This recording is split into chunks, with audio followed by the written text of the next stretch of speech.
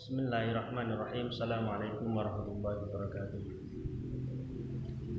Hamdan syukran lillah, wassalatu wassalamu ala rasulillah, la haula wala quwwata illa billah. Teman-teman yang dirahmati Allah, kali ini saya ingin menyampaikan atau membahas atau mengajak diskusi teman-teman yang mungkin menyaksikan atau menonton video saya kali ini terkait dengan satu hal yang berkaitan dengan tradisi dan budaya, dengan satu istilah yaitu ruwat atau ngeruwatan. Tapi sebelumnya teman-teman, saya berusaha untuk membuat vlog atau mengabadikan apa yang akan saya sampaikan ini semata-mata bukan karena keinginan saya pribadi, tapi ini adalah dari beberapa hari terakhir ini ada beberapa teman yang membahas tentang hal ruwatan ini, sehingga memunculkan atau istilahnya melahirkan sebuah pertanyaan besar bahwasanya bagaimana pandangan Islam terhadap ruwatan atau ruwat atau ruwatan itu.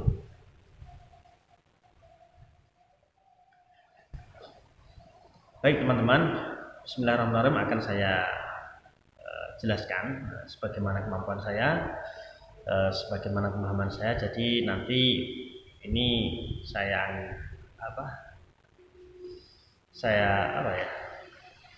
katakan saja ini adalah diskusi. Jadi nanti seandainya apa yang saya sampaikan kalau ada kesalahan atau kekurangannya, mohon nanti teman-teman yang menyaksikan atau menonton video saya ini berkenan untuk membenahi, mengislah, melengkapi atau menyempurnakan ya, biar lebih akurat dan lebih bisa dipastikan keabsahannya dalam sudut pandang syariat Islam.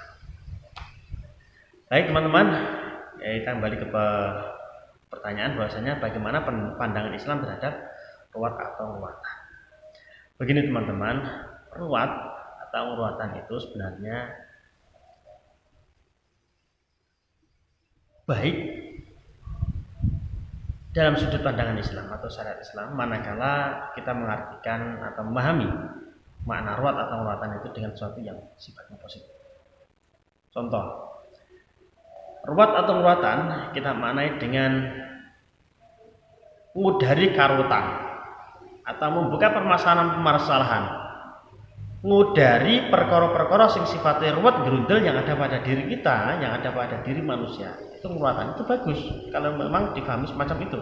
Dalam Al-Quran juga ada gambarannya, wasta'inu bis-sabri was-shalah, meminta tolonglah kepada Allah dengan sabar dan salat.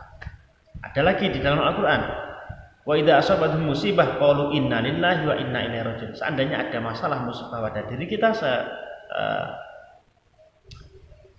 maka hendaklah kita untuk senantiasa mengingat, mensadarkan diri bahwasanya kita itu adalah milik Allah dan kita kembali pada Allah, dan bersegeralah kita kembali pada Allah Subhanahu wa taala, yaitu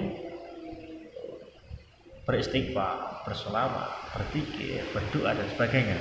Itu enggak jadi masalah ya. Terus tidak baik atau tidak boleh di dalam Islam atau syariat Islam manakala istilah ruwat atau ruwatan ini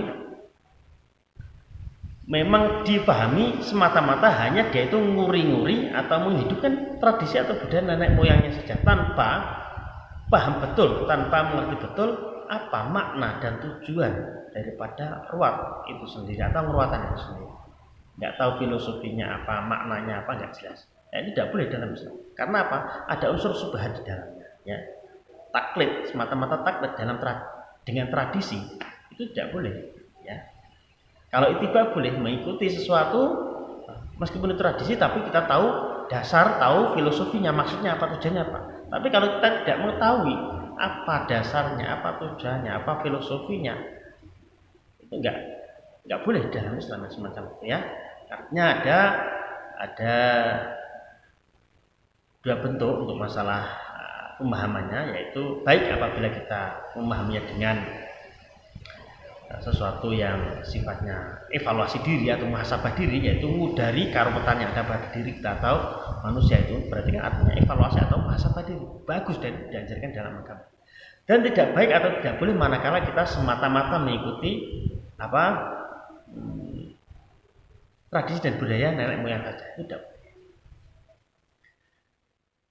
Terus pengaplikasiannya, kalau tadi dari sisi makna, ini dari sisi pengaplikasiannya. Beda tempat, beda cara. Di Nganjuk, Caruban, Madiun, Ponorogo, beda tempat, beda cara. Ya. Ruat atau ruatan ini boleh dan diperkenankan dan sangat dianjurkan, ya. Bahkan itu diwajibkan manakala kita memahaminya dengan makna yang evaluasi atau muhasabah, dan kita senantiasa mengaplikasikannya dengan memperbanyak istighfar, sholawat, zikir, baca Quran, sholat dan sebagainya, entah itu sendiri atau berjamaah. Contoh, kita merasakan merasa banyak dosa, kita susah, kita seakan-akan banyak masalah, maka segera kembali pada Allah dengan apa? Dengan istighfar, banyak istighfar yang banyak. Astagfirullahaladzim. Perbanyak doa kepada Allah, minta ampunan kepada Allah, minta perlindungan kepada Allah, minta kebahagiaan kepada Allah, minta solusi kepada Allah, itu bagus. Kalau ruatan dimaknai semacam itu, entah itu sendiri atau bersama-sama. Yang bersama-sama mungkin di tradisi kita, teman-teman kita yang Nahdiyin itu mungkin mengundang teman-teman sekitar, diundang ke rumah untuk membaca Al-Quran bersama-sama, namanya simaan. Itu diniati untuk ruatan, nggak apa-apa, bagus. Terus ada di sekitar kita mengundang tetangga-tetangga sekitar kita untuk berdoa bersama. Terus di situ ada jajan, ada makanan dan sebagainya. Itu juga versi lain nggak masalah, nggak jadi masalah. Jadi proses perubahan dengan cara yang baik itu nggak jadi masalah. Yang tidak boleh itu dilakukan apabila ruat atau ruatan itu dilakukan dengan cara yang bertentangan dengan syariat Islam.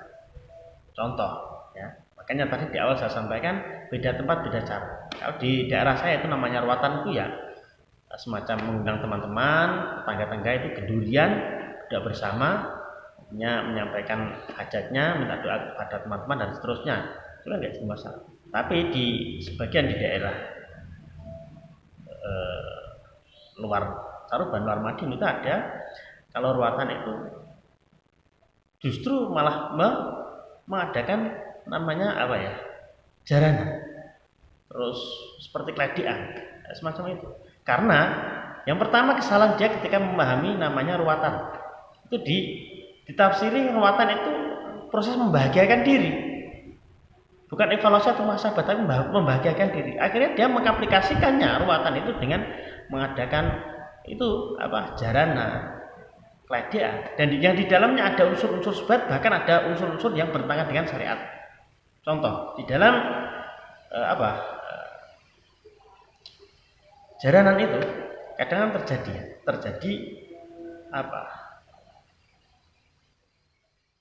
unsur-unsur yang sifatnya berbau mistis, identik dengan adanya jin dan sebagainya. Ya, orang dimasuki jin harimau, jin kera, jin anjing dan sebagainya. Terus akhirnya orang itu mau makan ayam, mau makan bebek, bahkan mau makan babi dan sebagainya. Itu sangat bertentangan dengan agama Islam, itu adalah haram. Maka yang semacam itu adalah ruatan yang diharamkan oleh agama Islam atau syariat Islam. Terus ada lagi yang sifatnya subhat, lebih baik ditinggalkan. Contoh, ada orang berhari-hari dia itu punya masalah, sangat berat menghadapi masalah itu, dan akhirnya dia itu mau nggak mau dia itu pergi ke dukun. Oleh si dukun dia itu diberi gambaran untuk mandi dengan mandi kembang, mandi besar dengan bunga, mandi kembang, ya, mandi besar dicampuri dengan kembang atau bunga. Nah, itu proses yang sifatnya subhat. Artinya apa? Dia sudah punya masalah, lari ke dukunnya itu sudah sifatnya subhat. Nah, versi ada yang bolehkan dan yang tidak, ya kan? Apalagi itu dukunnya tahu agama atau tidak jelas. Terus diperintahkan untuk mandi besar. Mandinya bagus, mandi besarnya bagus karena proses pembersihan diri. Tapi yang jadi subhat itu adalah perintahnya ketika dia itu menyuruh untuk mandi dengan mandi besar dengan mandi kembang atau mandi bunga. Nah, itu sesuatu yang tidak bisa dipahami oleh orang yang melakukan itu. Artinya apa? Subhat, ditinggalkan saja.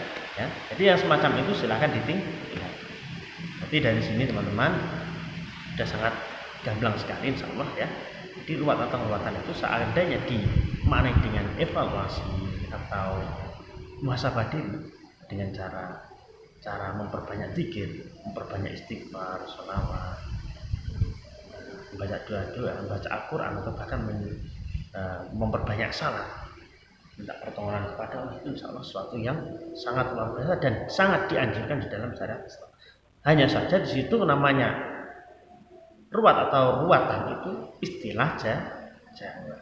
Jadi mohon teman-teman yang mungkin sering menghadapi atau mendapati kegiatan ruwat atau ruwatan yang mungkin belum paham, silahkan dipahami dan silahkan diterapkan dengan baik.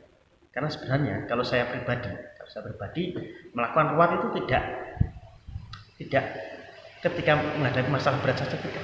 Hampir setiap hari saya tuh niat untuk ruwatan, yaitu evaluasi diri, muhasabah diri. Setiap hari, karena setiap hari itu saya banyak salah, banyak dosa.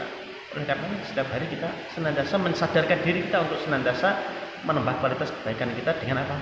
Beristighfar, dengan bersolawat dan memperbanyak. Jadi ada yang perlu kita perhatikan, bahwasanya ruwatan itu tidak sekedar kita itu punya masalah saja, yang besar saja tidak sekedar kita punya masalah yang masalah itu aibnya bisa dilihat orang lain, tidak ya. Sewaktu-waktu kita itu bisa ruwatan sebenarnya. Cuma tradisi di Jawa itu namanya ruwatan itu nek orang ada masalah yang meledos sudah terlihat di tengah-tengah teman-teman melihat, baru dia mengadakan ruwatan bersama seakan-akan untuk menutupi aibnya, untuk menjaga martabatnya, untuk menjadikan dia lebih dan seterusnya ya. Mudah-mudahan ini bisa dipahami teman-teman. Seandainya ada kurangnya silakan ditambahkan catatan di kolom komen ya. Terima kasih, mudah-mudahan bermanfaat khususnya bagi teman-teman yang kemarin sempat membahas tentang ruwatan ini, bagaimana menurut pandangan Islam. Insya Allah sudah cukup untuk menjawab ya. Mudah-mudahan bermanfaat. Terima kasih. Assalamualaikum warahmatullahi wabarakatuh.